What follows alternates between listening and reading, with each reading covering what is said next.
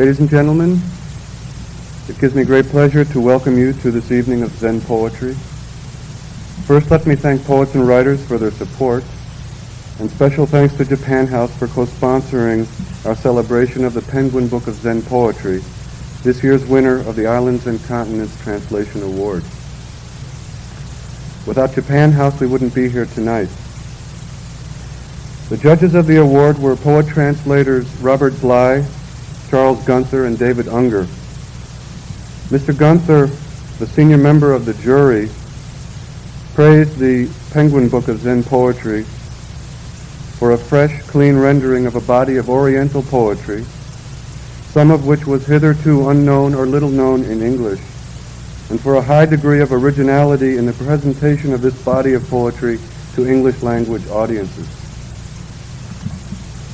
And the prize is $1,000.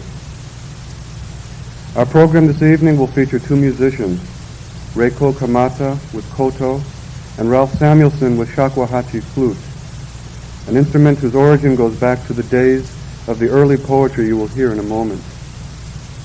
And we are very lucky to have with us poet Lucian Strike, who will read from his Penguin Book of Zen Poetry and his own selected poems. After the program, both books will be sold tax-free and signed by the author.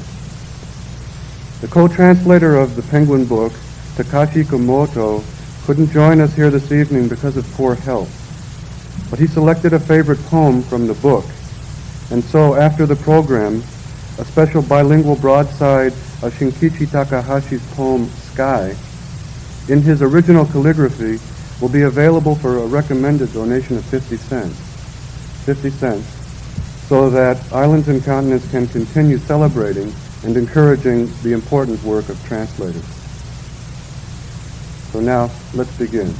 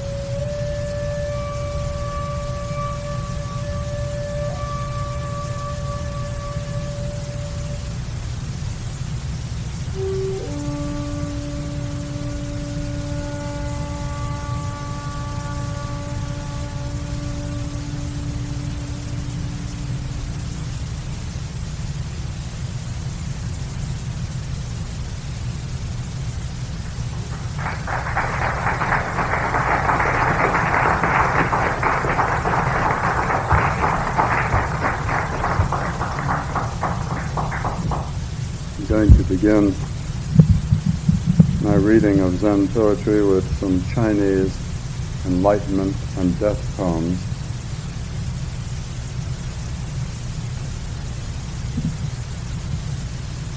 The enlightenment poems, as you might expect, were written by Zenists who had achieved the miracle of Satori, or enlightenment. Usually they were written immediately after the experience, and not long after the experience.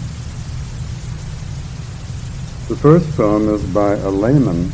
There are very few poems by laymen among the Chinese poems represented in the Penguin Book of Zen Poetry, but the poem by layman Sotoba is a particularly arresting one.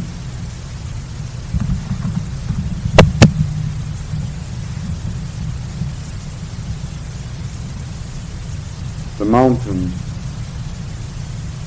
Buddha's body, the torrent is preaching. Last night, 84,000 poems. How make them understand? The next Chinese Enlightenment poem by Hoge. There's a reference to the mud bull. In Chinese Zen, this was symbolic of delusion. And the smashing of the mud bull, in this case the mud bull's horn, represented an escape from illusion. How long the tree's been barren, at its tip long ropes of cloud. Since I smashed the mud bull's horn, the stream flowed backward. I don't think it's necessary to comment on the significance of the stream flowing backward, this suggesting a new outlook, an altogether new, transfiguring outlook. The poem by Hoen, the one I'm about to read, has a reference to dancing to Sandai, which in ancient Chan, or Chinese Zen, was symbolic of enlightenment, dancing to Sandai. On the rocky slope, blossoming plums, from where? Once he saw them, Rayon danced all the way to Sandai.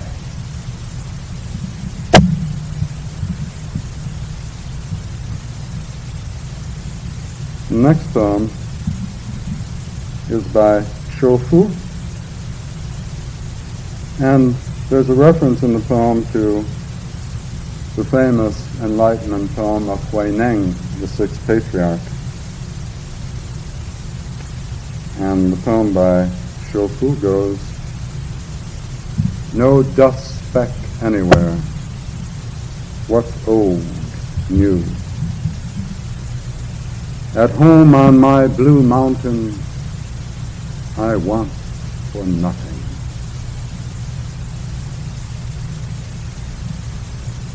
And here's a piece by layman Makusho. All these writers lived in the late Tang dynasty, a little after. This is by layman Makusho. Loving old priceless things, I've scorned those seeking truth outside themselves. Here, on the tip of the nose. And here's Swan's poem, All these, again, are poems of enlightenment. Guion wrote, "Traceless. No more need to hide. Now the old mirror reflects everything. Autumn light moistened by faint mist." And here's Shifu's poem, where there's a reference to throwing the body off, which is again suggestive of the freedom which comes with enlightenment. No mind, no Buddhas, no live beings. Blue peaks ring 5 phoenix towers. In late spring, I throw this body off. Fox leaps into the lion's den.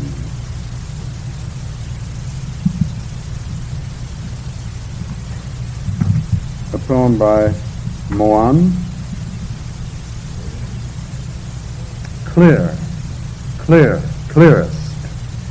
I ran barefoot east and west. Now, more lucid than the moon, the 84,000 Dharma gates. And here is Sagan Yuen's poem. How vast karma. Yet what's there to cling to? Last night, turning, I was blinded by a ray of light.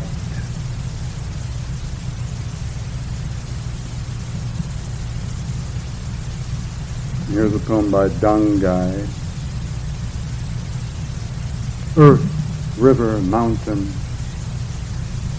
snowflake, melt in air. How could I have doubted? Where's north, south, east, west?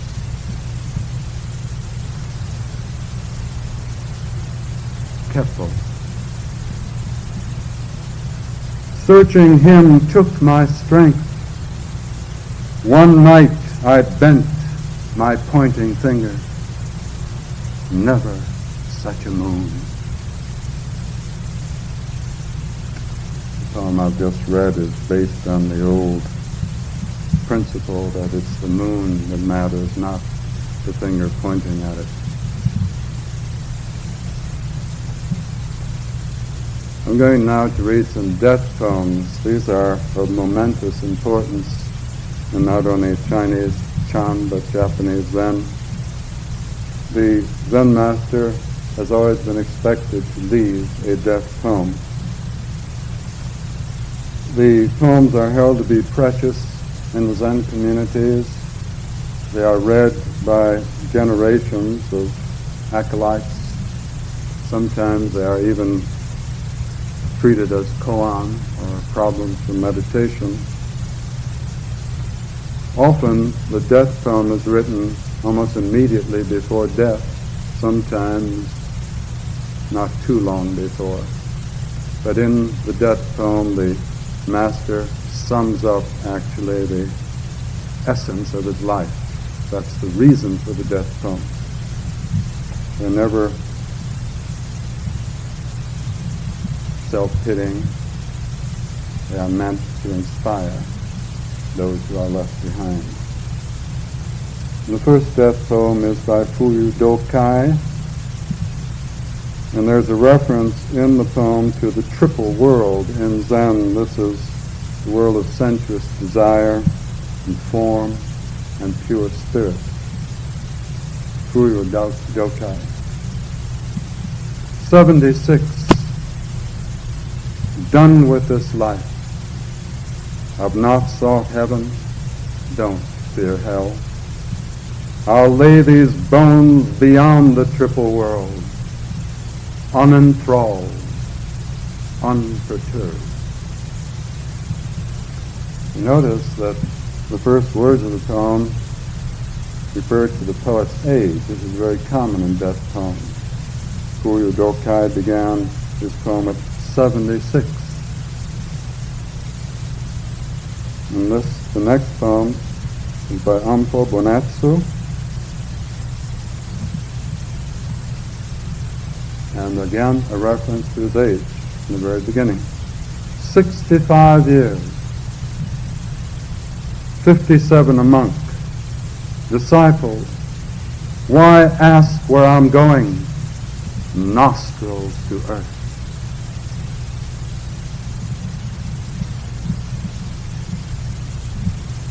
Here's a poem by Tozan Gyoso.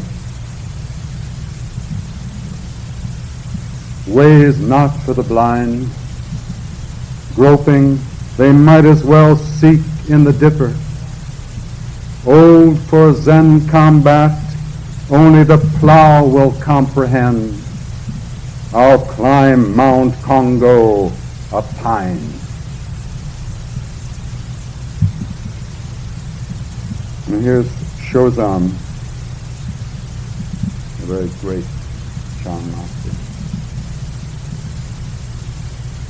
No mind, no Buddha, disciples prattle. Got skin, got marrow. Well, goodbye to that. Beyond, peak glows on peak.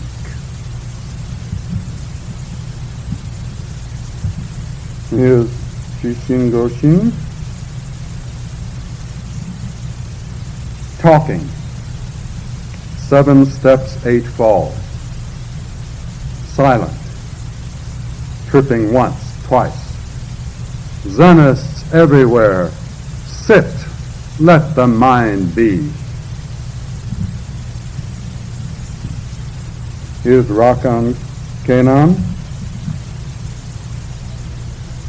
Today, Rakan, riding an iron horse backwards, climbs Mount Sumeru. Galloping through void, I'll leave no trace.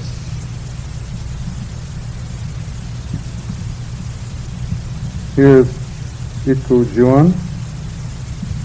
By the way, here in this poem there's a reference to spear trees and sword hills. They are to be found in the Buddhist hell.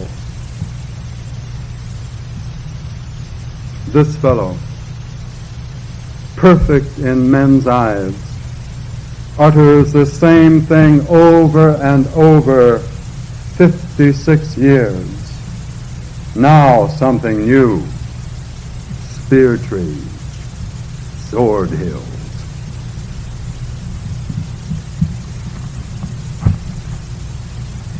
Here's a poem by Dai Soko.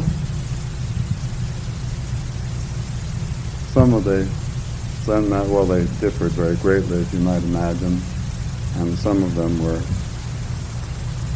I suppose, by terms we would understand, somewhat humorous. I like to feel there's an element of humor in a poem like this. Dai Soko. Life's as we find it. Death too. A parting poem? Why insist?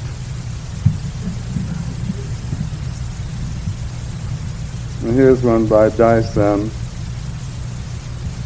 The first principle referred to in the poem is a very famous Buddhist first principle. We know it so well, and we have, of course, its equivalents in Western culture.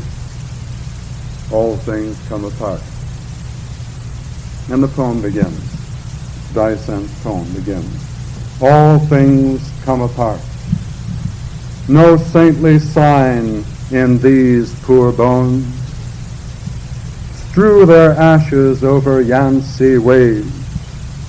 The first principle everywhere. And here's Ichigen's poem, again beginning with his age at the time of his nearing death. 78 awkward years, a clownish lot. the mud bull trots the ocean floor. In June, snowflakes. And here's the last of the death poems I'm going to read by Gekko Sojo. How Zenists carry on about the birthless. What madness makes me toll at noon the midnight bell. I'd like now to turn to the Japanese Zen masters. I should explain that the early Zen masters, great masters like Dogen, wrote their poems in Chinese. There was nothing to distinguish the early Zen poems from the Chinese. They were all written in kanji. And of course in the early Chinese forms employed by the Chan poets I've just read. It was only later that great masters like Dogen began using waka and even haiku. But at first, in the Kamakura period, at the time of Zen's inception in Japan, the poems were written in Chinese. The first poem I'm going to read is by Dogen, and it suggests the importance of non-attachment, which is so important to Zen.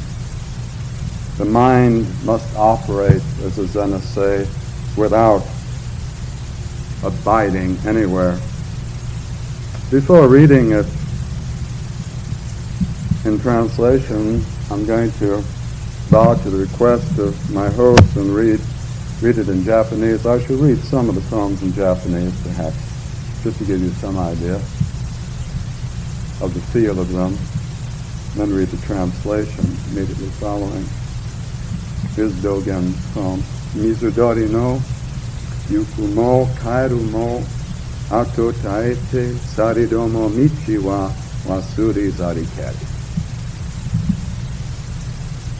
Coming, going, the waterfowl leaves not a trace, nor does it need a guide. Here's a great poem by Muso, who lived again in the Kamakura period, 1275 to 1351. And perhaps I shall read this one. Well, first, let me read one of his best-known poems. I shall read it first in Japanese. This is an enlightenment poem by Muso, a very great master, one of the greatest of the early Japanese masters. Tanenchi wo hote saiten wo motomo, soa itari juju geo no mono, ichiya anshu ni rokuzen wo aje, toka ni gekisai tsukoku no hone. Vainly I dug for a perfect sky, piling a barrier all around. Then one black night, lifting a heavy tile, I crushed the skeletal void. And here's one of my favorite of all Zen poems by Daito, who is practically a contemporary of Muso's. Again, I should read perhaps only a few more in Japanese to give you some sense of the feeling of them. But here's one, this poem by Daito, first in Japanese. Ikai unkan wo tokashi owari, nanboku tozai katsuru tsuzu, seksho shoyu hinju wo boshi, kyakuto kyabuki seifu wo okusu. At last I've broken unknown's barrier, There's exit everywhere, east, west, north, south, in at morning, out at evening, neither host nor guest. My every step stirs up a little breeze.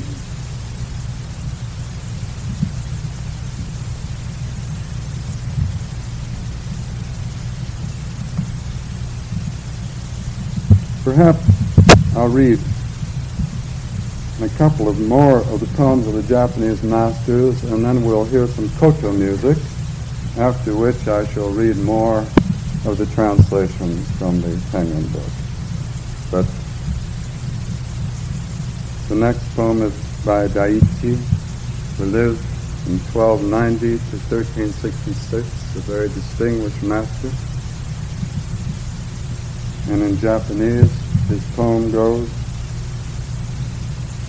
Nani mujo nishite taisha rata nare, Kusei idukunzo chikyu no shin wo an, Yakunen sanman rokusen nichu, Kocho muchu ni nimashiku haru wo wataru.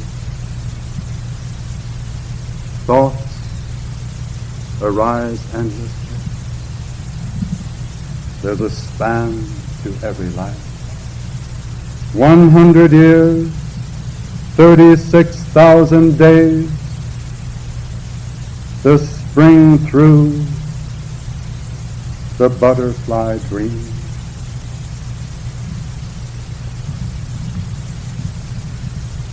Shinoku, his date 1311, 1388, first Japanese. Kakunen mucho yoshu no kyoku, yasu kaze samushite ha kusetsu yuto, kasaneti shori no mukuteki wo tote, yo koshite ukitesu yinsanko.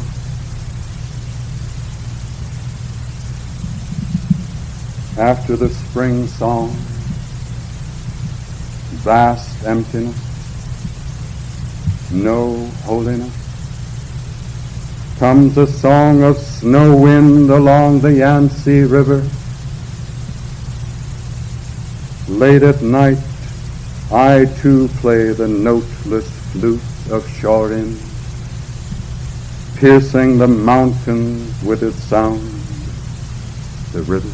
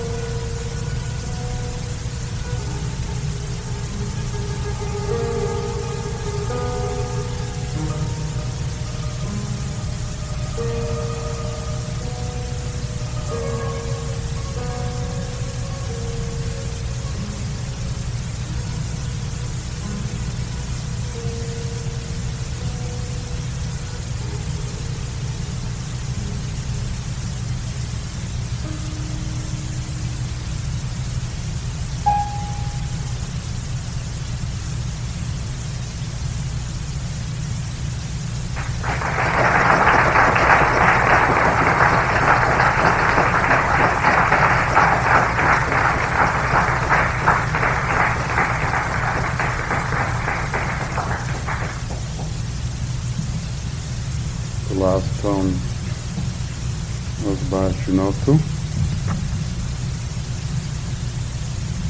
Here's a poem by a Raison.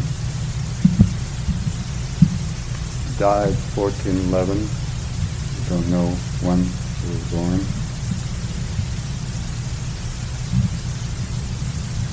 The myriad differences resolved by sitting, all doors open. In this still place I follow my nature, be what it may.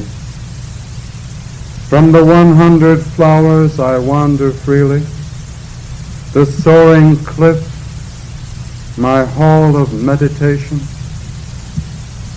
With the moon emerged, my mind is motionless. Sitting on this frosty seat, no further dream of fame. The forest, the mountain follow their ancient ways, and through the long spring day,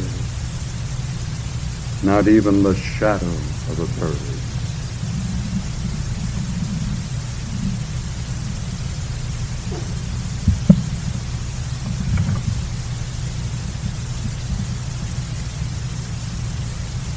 Here, to give you some sense of the unconventionality of some of the great Zen masters, one who is particularly known for just that is Ikkyu, who lived from 1394 to 1481. When I first worked on this translation with my friend Professor Kimoto, when I got to the word red light, I couldn't believe it.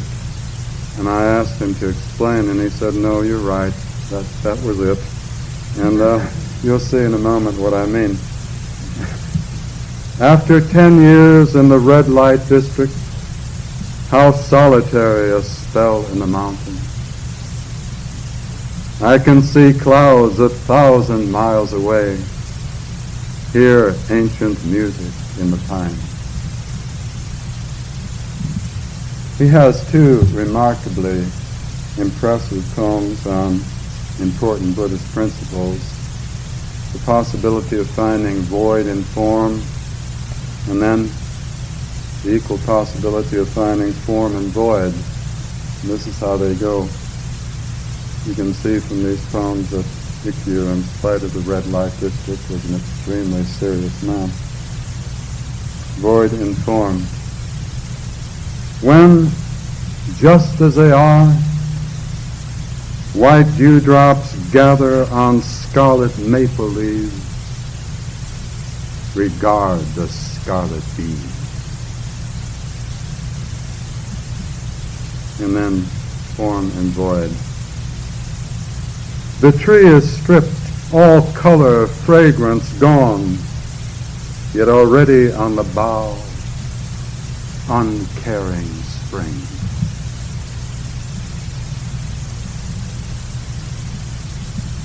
Genko, his death date is 1505. Unaware of illusion or enlightenment, from this stone I watch the mountains, hear the stream. A 3-day rain has cleansed the earth, a roar of thunder split the sky. Ever serene are linked phenomena, and though the mind's alert, it's but an ash heap. Chilly, bleak as a dusk I move through, I return, a basket brimmed with peaches on my arm.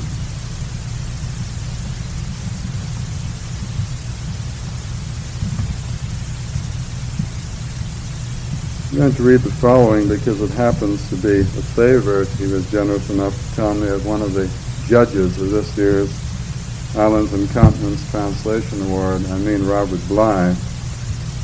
It's a poem by Shitaku, and Shitaku lived from 1308 to 1388. For all these years, my certain Zen, neither I nor the world exists. The sutras neat within the box, my cane hooked upon the wall, I lie at peace in moonlight, or hearing water plashing on the rock, sit up. None can purchase pleasure such as this, spangled across the steppe moss, 1,000,000 coins. And here's another by Shitaku. Mind set free in the Dharma realm, I sit at the moon-filled window, watching the mountains with my ears, hearing the stream with open eyes. Each molecule preaches perfect law. Each moment chants true sutra. The most fleeting thought is timeless. A single hair's enough to stir the sea.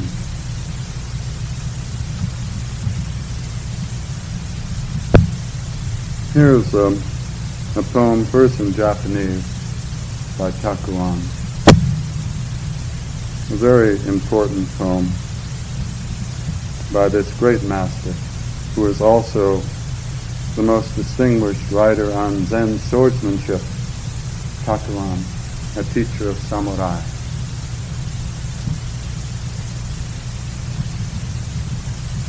And it, by the way, is a poem again on non-attachment, the principle which is again and again revealed through poetry, through the poetry of the great masters.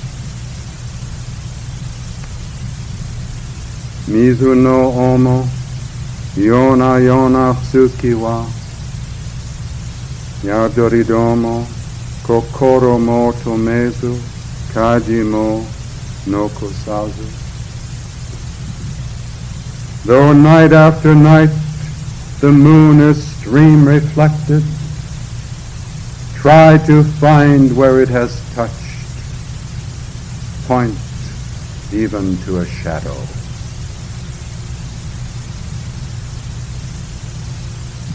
Daigu's poem, first in Japanese. Sarani choshi no wazure nashi, nazo zehi no araso aran, aki wa kehen no ha wo hara, haru wa juku no owokiku. Here none think of wealth or fame, all talk of right and wrong is quelled.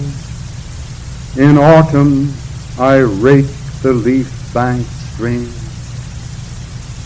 in spring attend the nightingale.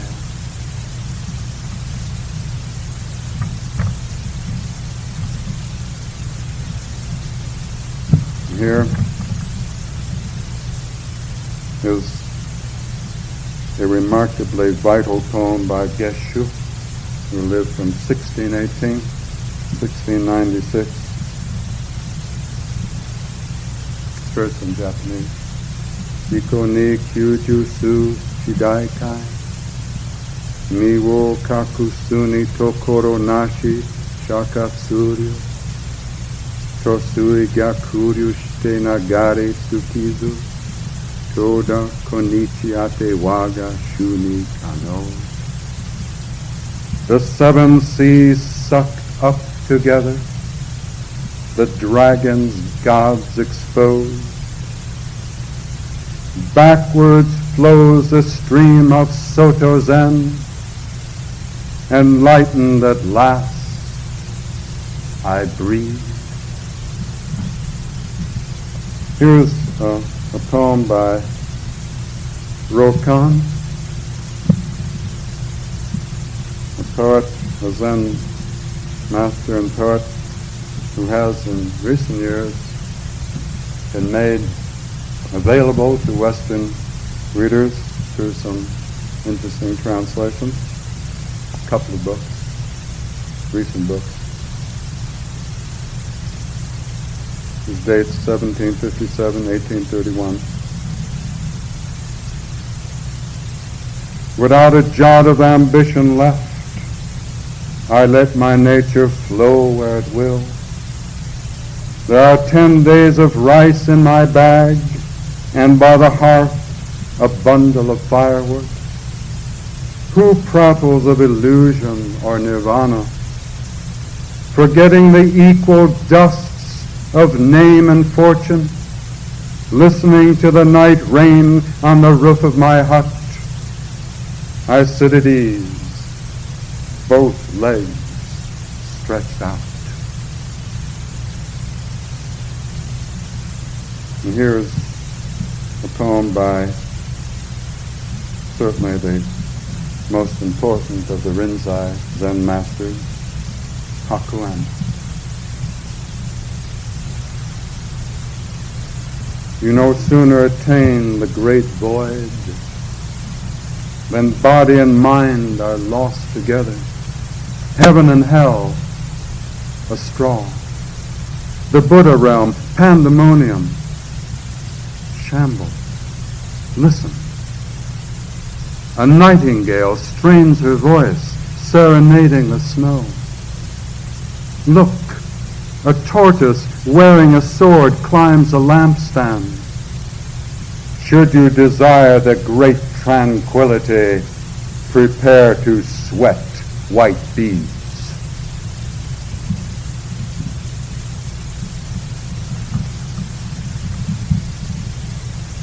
And here is a poem about the poet, as seen by the Zen master Kosen, whose dates 1808, 1893. Perhaps first in Japanese. Bungaku woi to nashi shi wo tono to nasu. Ayo kana katsuma hyoyo ni noboru. Icho tashimachi hasu seite no ken. Yakuma no kyoten wa nika no to. A blind horse trotting up an icy ledge. Such is the poet. Once disburdened of those frog-in-the-well illusions, the sutra stores a lamp against the sun. And this poem by Kondo, whose dates 1825, 1904, make him one of the most recent of the masters we've translated, is interesting for what it suggests about the need for very strong application to the discipline. Perhaps first in Japanese.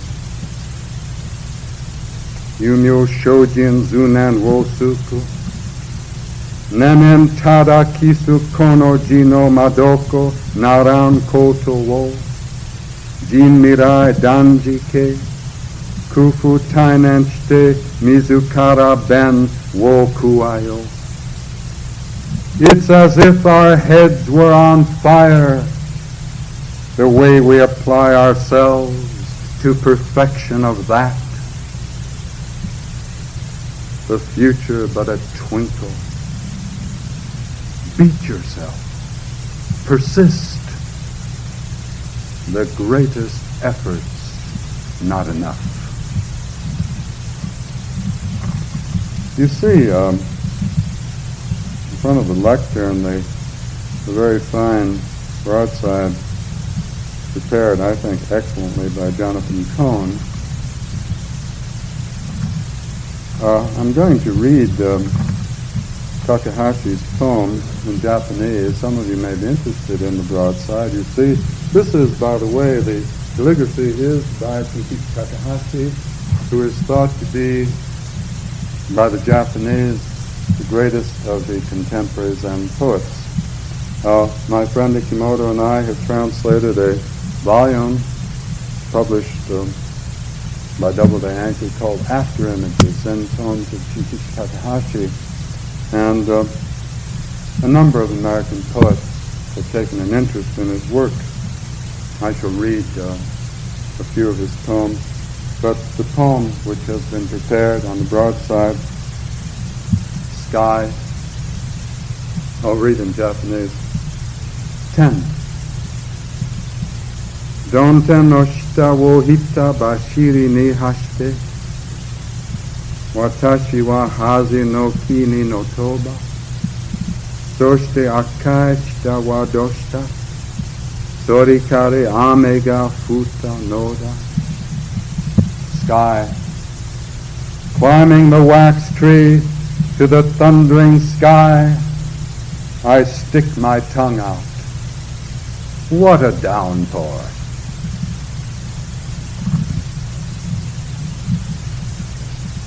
Takahashi is highly regarded not only for his poetry but for his works on Zen, that is explication, exposition, so on. In an interview with him, which by the way is in the current Ohio Review, I asked him about the difficulty for a poet of being expected to be from time to time a philosopher in his writing, and he's very eloquent on that subject. He finds that there's no conflict whatsoever. He thinks of philosophy as simply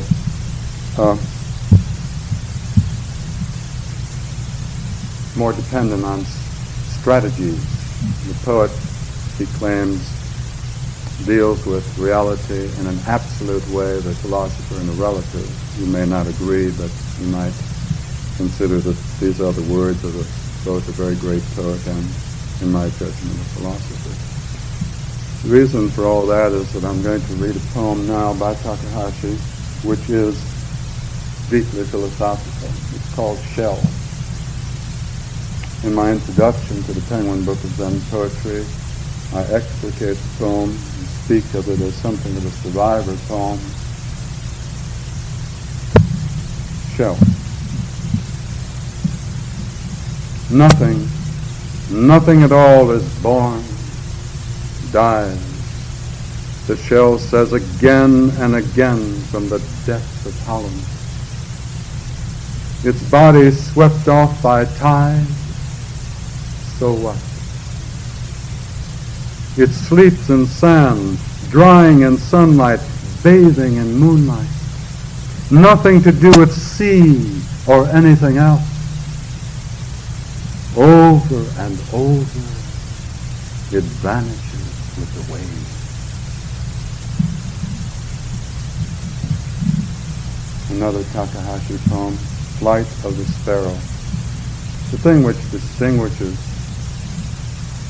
Takahashi's poetry is its freedom from time, space, bondage. This would be characteristic of all true Zen poetry.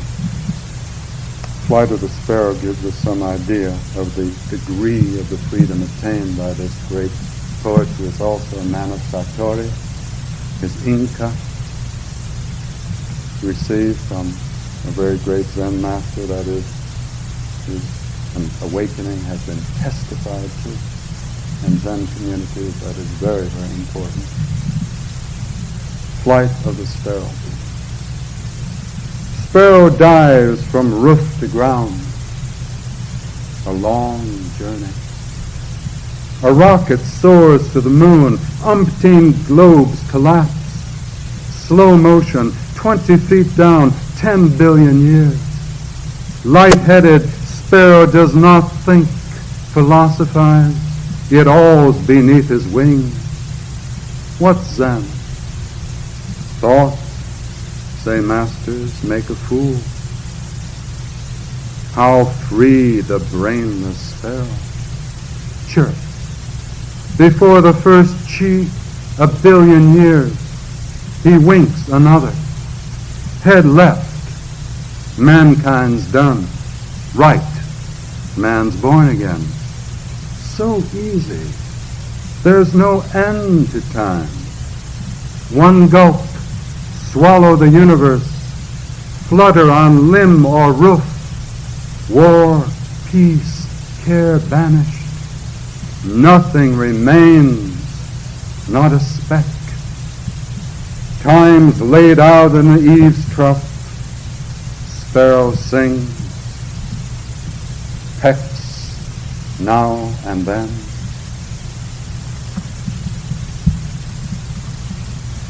And here's a piece which may be deceptively light. Afternoon. My hair's falling fast. This afternoon I'm off to Asia Minor. And here's the poem which is not deceptively light, but it's short and you have to listen very carefully. Camel. The camel's humps shifted with clouds. Such solitude beheads. My arms stretch beyond mountain peaks, flame in the desert. No poem I know expresses the spirit of karuna, compassion, the love of all creatures, the need to help all beings more fully than that.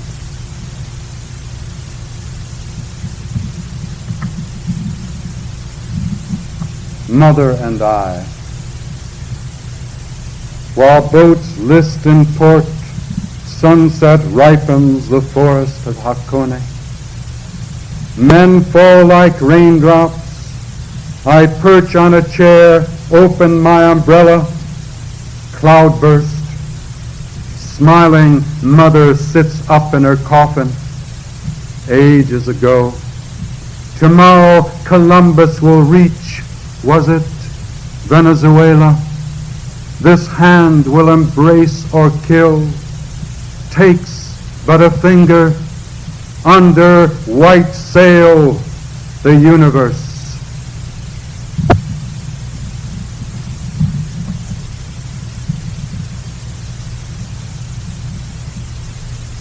Sparrow and bird net building.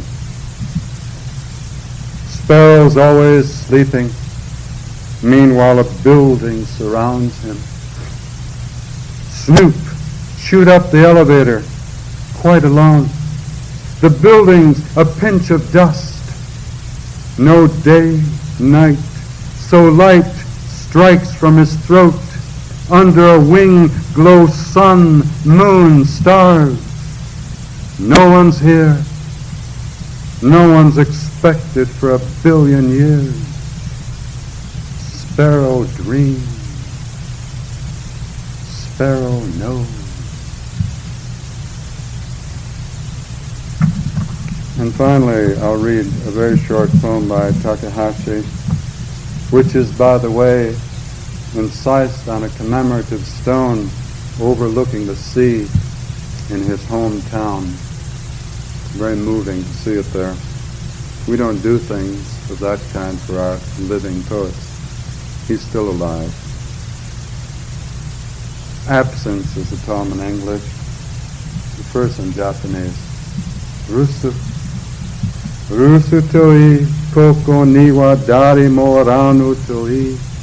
Gokunen tatare kaete kuru. Absence. Just say he's out. Back in 5 billion years. I'm going to take the very great liberty, because I was encouraged to do this by the people of islands and continents, to conclude my reading with 2 meditation sequences of my own from my selected poems. The first is called Zen, the Rocks of Sesshu, and it was written in Japan while I was beginning discipline under the master Takayama. in Yamaguchi. I was interested in meeting other masters, and I went to the Joi temple where Sesshu, the greatest of Japanese painters, certainly in the Chinese style, served as a priest. Now, he laid down behind the temple a remarkable rock garden.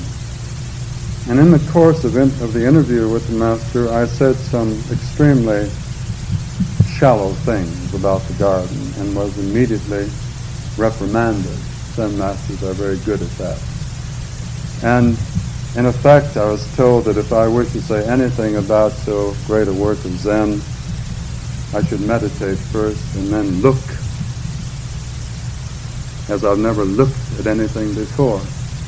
The poem has great importance to me, but because since that poem and the work that it went into it, or after that poem I should put it, my work became quite different. All the work in poetry I did. Zen, the Rocks of Sesshu, Joi Temple Garden, Yamaguchi. What do they think of where they lean like ponderous heads, the rocks?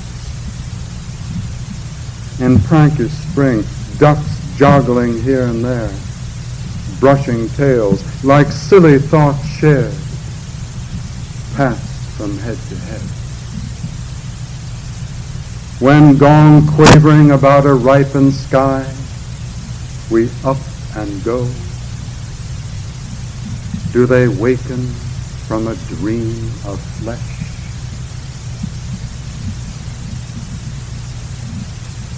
In the three whites of Hokusai, Fuji, the snow, the crane, what's startled is the black. In the outline of the mountain, the branch tips piercing the snow, the quills of the crane's wing, meaning impermanence. Here in stainless air, the artist's name blazes like a crow.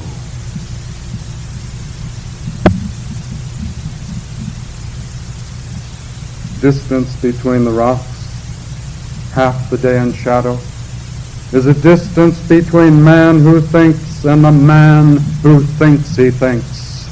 Wait. Like a brain, the garden, thinking when it is thought. Otherwise a stony jumble, merely that, laid down there to stud our emptiness.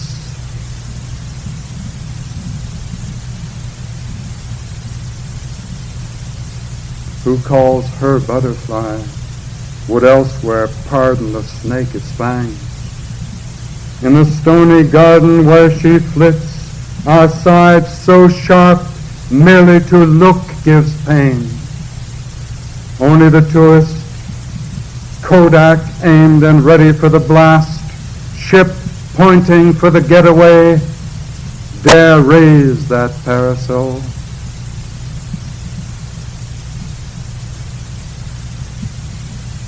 To rid the grass of weed, to get the whole root thick tangled, takes a strong mind and desire to make clean, make pure. The weed, tough as a rock it leaps against, unless plucked to the last live fiber, will plunge up through dark again. The weed also has a desire to make clean, make pure, there, against the rock.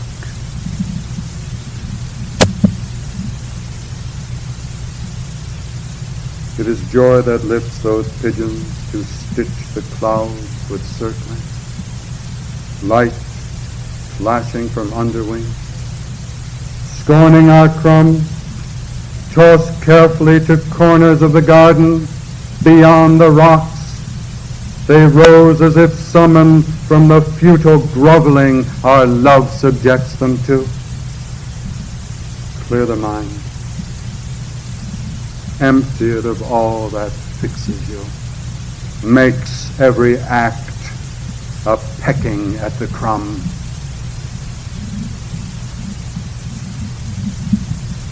Firmness is all. That mountain beyond the garden path, watch how against its tawny slope the candled boughs expire. Follow the slope where spearheads shake against the clouds and dizzy the pigeons circling on the wind. Then observe where no bigger than a cragstone the climber pulls himself aloft as by the very guts. Firmness is all.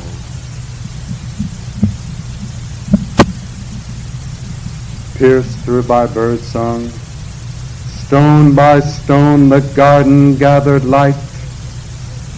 Darkness, hauled by ropes of sun, entered roof and bough, raised from the temple floor where stiff since cockcrow, blown round like Buddha on the lotus, he began to write.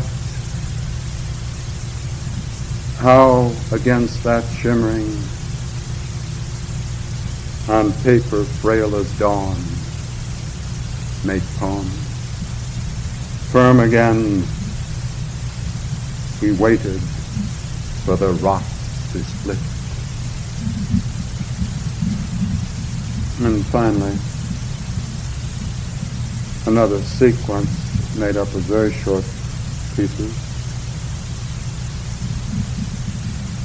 I call it Awakening, and it's written in homage to one of the Zen masters I read a little while ago, Hakuen.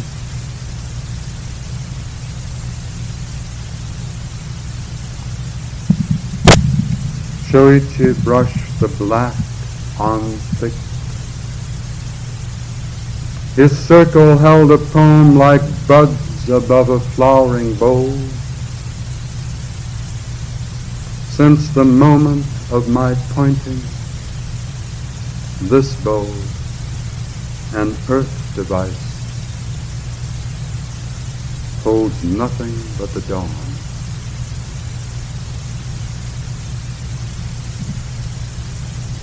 A freeze last night. The windows laced ice flowers. A meadow drifting from the glacier's side. I think of Hakuen, freezing in an ice field, stretched thousands of miles in all directions. I was alone, transparent, and could not move. Legs cramped, mind pointing like a torch. I cannot see beyond the frost, out nor in, and do not move.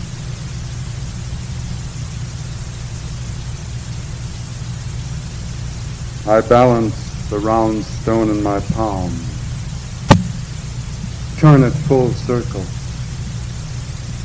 slowly in the late sun, spring to now. Severe compression like a troubled head stings my hand. It falls. A small dust rises.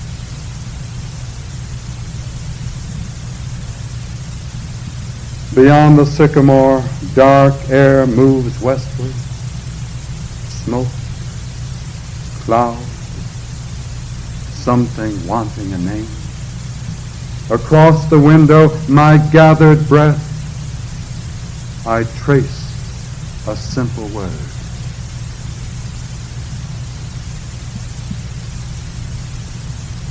My daughter gathers shells where 30 years before I'd turn them over, marveling. I take them from her, make at her command the universe. hands clasped, marking the limits of a world. We watch till sundown, planets whirling in the sand.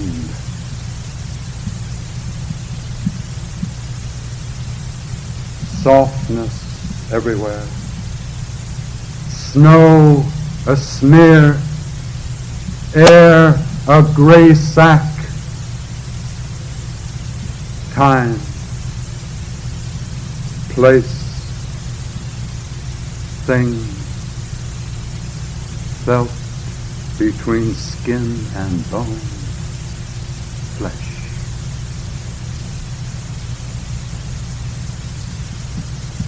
I write in the dark again, rather by dust light.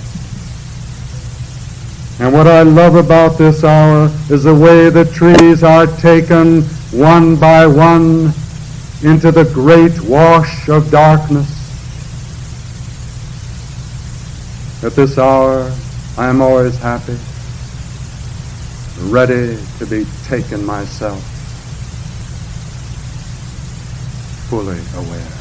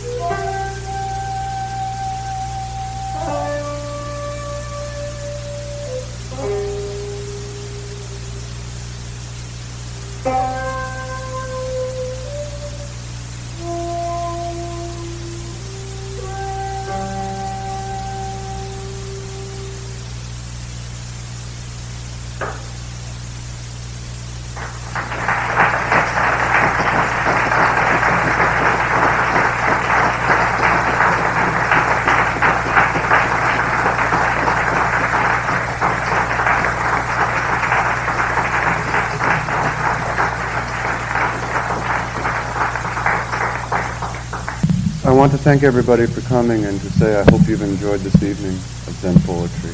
Thank you.